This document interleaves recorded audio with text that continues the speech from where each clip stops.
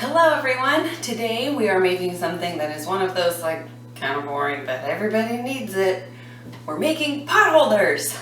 Nearly every potholder that my husband and I have was a wedding gift. So they're all like super gross and falling apart at this point. So I thought, hey, I'll just whip up a couple and I'll show you how to do it too. Hi, I'm Nikita and welcome to my channel where this is what I do. I drink and I sew things. Today I am drinking a 14 Hands Red Blend. This is a 2016 Stampede. Ooh, I'm one of those people who will buy a wine bottle based on the label. And this one has such a cute label. Trash can. All right. Let's give it a try. Yeah, that's pretty good. I like deeper and bolder reds though, so I love it. All right, making a potholder is pretty easy, so let's get to it. Now, you know how I love to give you options for finishing things. So I'm gonna give you two options for completing these potholders. For both of them, you are going to need fabric.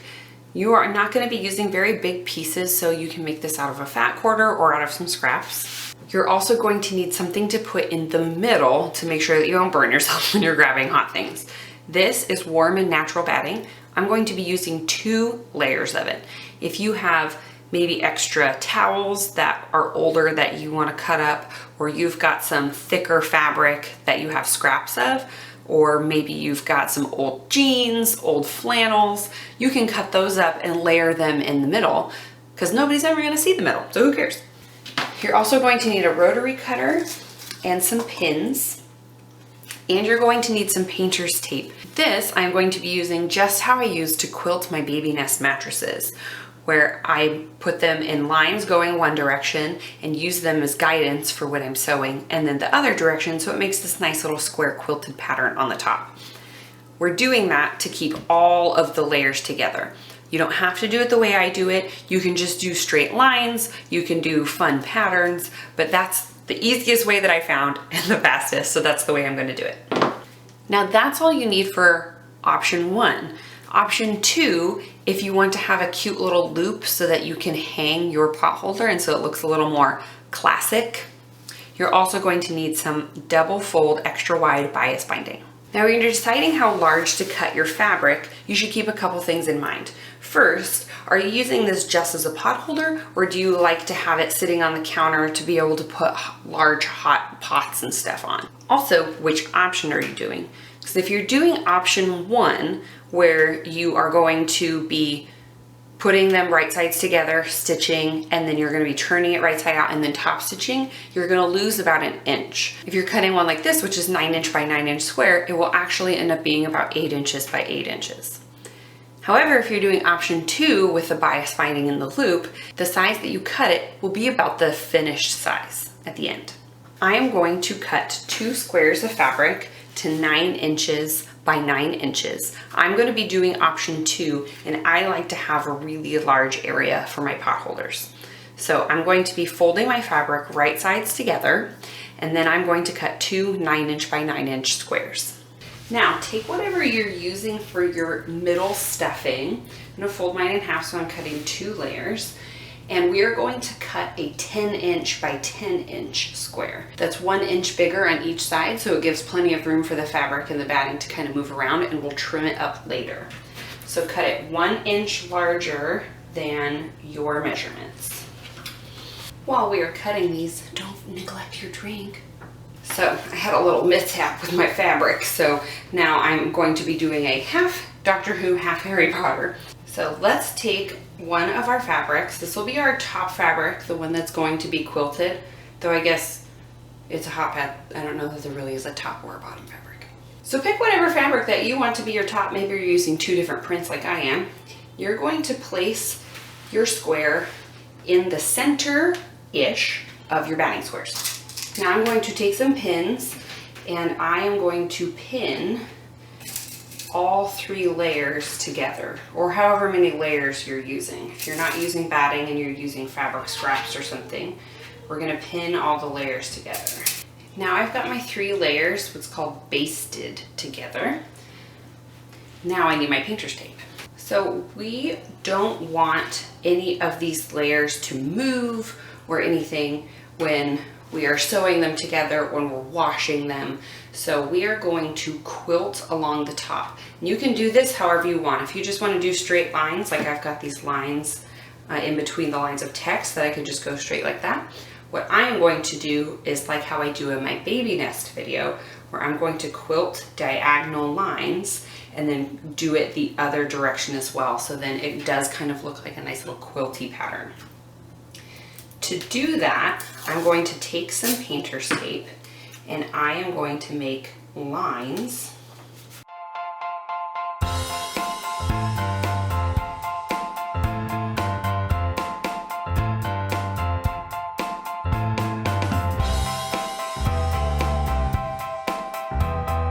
Okay, so I've had to readjust my pins slightly, but what I'm going to do is take this to my sewing machine and I am going to sew on one side of the lines. Make sure it's the same side. If you're sewing on this side, don't then sew on this side of the tape. So I'm going to sew on this right side of my tape all the way down, and then when I'm done, I'm going to remove all the tape, and at that point, because it'll be all together, I can also remove my pins. So let's take it to our sewing machine. I'm going to be using a straight stitch, and I am going to make sure that I back stitch. And I'm starting in the batting area on the outside of my fabric. I have a little line on my presser foot, and that's what I'm going to use to help me make sure that I'm going straight along the tape. You want to make sure that you are parallel with the tape, but don't sew over the tape. Trust me, it's really hard to remove. I'm also going to take a pre-sewing drink break. I almost said snack break. Oh dear.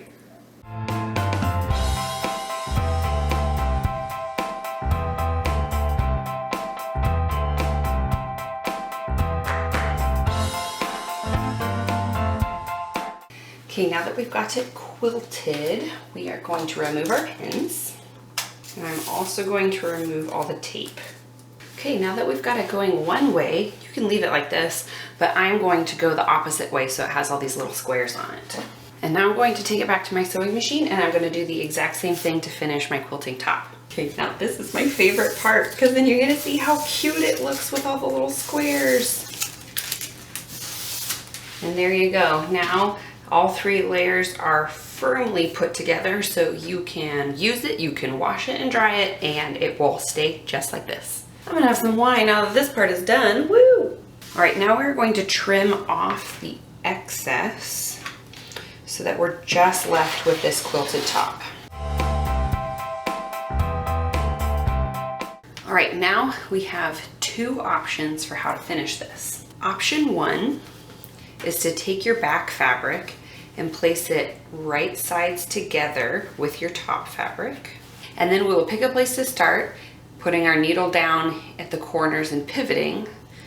We'll sew all the way around with a 1/2 inch seam allowance and leave a gap of a couple of inches, and then we can turn it right side out. And then after that's done, you just top stitch it to close that opening, and then you're done. Option 2 is a little bit more involved. You're going to take your back fabric and you're going to lay it face down. And you're going to place your little quilted thing you just made and you're going to put it right side facing up. Now I'm going to pin these layers together again to hold them all together so when I'm doing the bias binding, it's not moving. It's sort of like making a little miniature quilt. Isn't it fun? Don't forget about your wine while you're pinning. Now I like to flip it over and work from the back side. Now with bias binding, one side is a little bit longer than the other.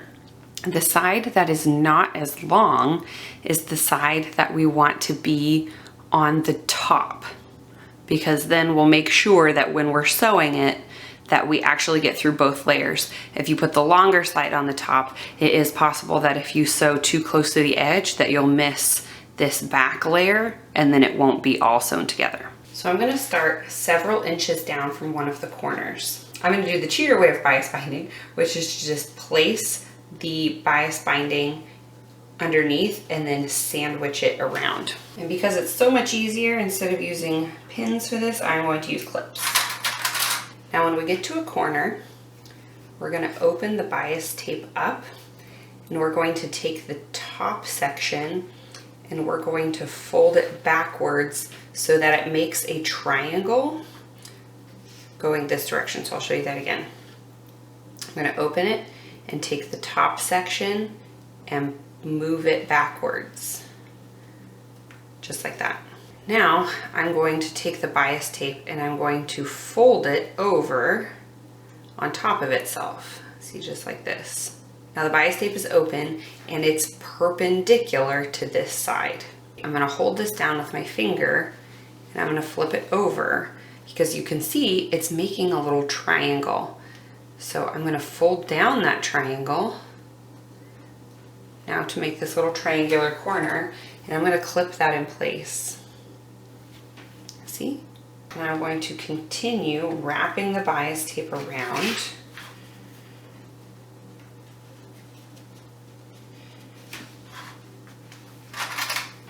And clipping it in place. Now I've gotten to where I started, so I'm going to be unclipping that and overlapping the bias binding, making sure to add in some extra clips to keep it in place. And I'm going to go all the way to the corner. Then I'm going to measure 4.5 inches from this corner.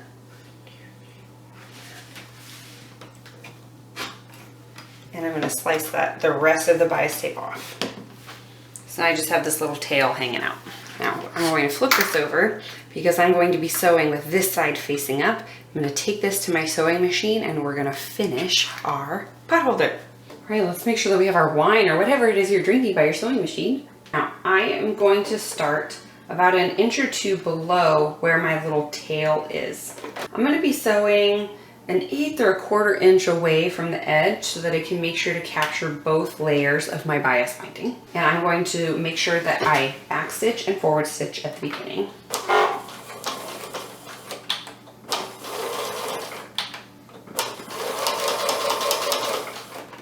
Okay, let's remove this clip.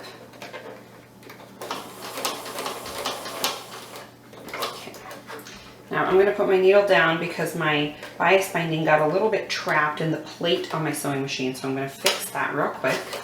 And I'm going to sew a little bit over the edge, put my needle down, lift my presser foot, and then pivot.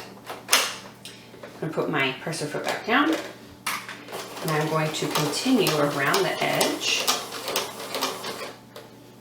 And I'm going to do this all the way until I get back to my starting point. Okay, and now I am approaching where I started.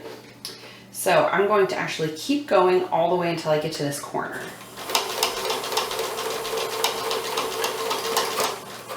Okay, I'm going to put my needle down and I'm going to pivot the opposite direction so that now I'm going to be sewing down my little pigtail thing. So we're going to sew all the way to the edge of this bias binding.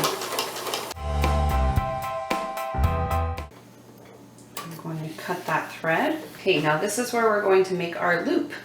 So I'm going to take my bias binding I've just sewn and I'm going to take the open end and I'm going to place it on the back here where the corner is. And I'm going to, you could pin this, but I'm just going to put it under my sewing machine. And I'm going to sew back and forth over it, probably twice. And there you have it. It probably goes without saying, if you don't want people to be able to see your mistakes with your thread, you should pick a matching thread color. Oh, oops, one last step. We have to take out our pins. All right, so there you go. There is our super large pot holder, but hopefully will be nice and thick for you.